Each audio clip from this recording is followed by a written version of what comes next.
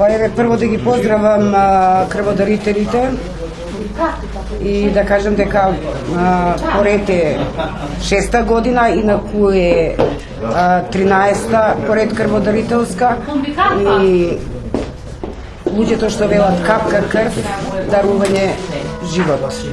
Би сакала понатаму уште повеќе да има вака дарители на крв, нормално да се спаси нечи людски живот. И во просек колку единици се собира? Во просек мислам дека некаде... Ајде, јас од искуство ќе кажам, бидејќи ја почнав, уште кога бев председател на Комисија за здравство на СДСМ. Почетокот беше со околу 40 до 50 крвни единици собрани по една акција, меѓутоа бројката постојано растеше.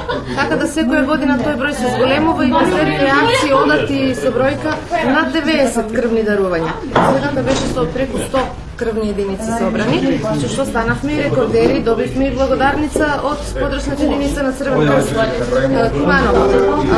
Кажам дека ми е исклучителна гордост што социјалдемократите се купани луѓе, што е една акција која што скромно започна, прераснува во една светла традиција.